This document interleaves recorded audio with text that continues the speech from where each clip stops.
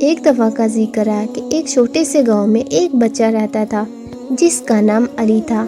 وہ بچہ بہت خوبصورت، محبت کرنے والا اور سب کے دلوں میں جگہ بنانے والا تھا۔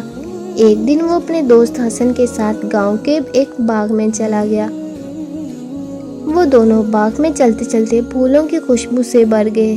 باغ میں ہر قدم پر نئی خوشبو اور رنگینیاں تھیں جو دل کو بہلاتی تھی۔ حسن نے علی سے کہا، دیکھو علی، کتنی خوبصورتی ہے یہ باغ اور اس کے پھولوں میں خوشبو کا جادو ہے۔ علی نے مسکرا کر جواب دیا، ہاں حسن، یہ باغ واقعی دل کو بہلا دینے والا ہے، اور تم جیسے دوستوں کے ساتھ یہاں وقت گزارنا بہت اچھا لگتا ہے۔ دوستوں نے باغ میں سیر کرتے کرتے ایک انوکھی جگہ دیکھی جو باغ کے دوسرے حصوں سے بہت مختلف تھی۔ وہ واحد کونا ایک دنیا کی طرح ظاہر ہوتا تھا۔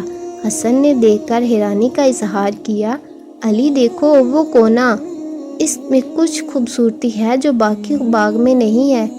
علی نے مسکرا کر جواب دیا، حسن، یہ کونا اپنی مختصری میں ایک انوکھی دنیا ہے، ہمیں یہ یاد دلاتا ہے کہ کبھی کبھار خوبصورتی صرف باہر نہیں بلکہ اندر بھی ہوتی ہے۔ تو نے اس انوکھے کونے کو اپنی میٹھی یادوں میں سمیٹ لیا اور وہیں بیٹھ کر باتیں کرنے لگے۔ ان کی محبت اور ایک دوسرے کی خوشی کا پیغام پورے گاؤں میں پھیلا دیا۔ کہانی ہمیں یہ سبق دیتی ہے کہ حقیقی خوبصورتی دل کی خوشیوں میں ہے، اور کبھی کبھار چھوٹی چیزیں ہی ہمیں سب سے زیادہ خوش کر دیتی ہیں۔ انسانی تعلقات، دوستی اور محبت کی اہمیت کو یہ کہانی بہت خوبصورتی سے ظاہر کرتی ہے۔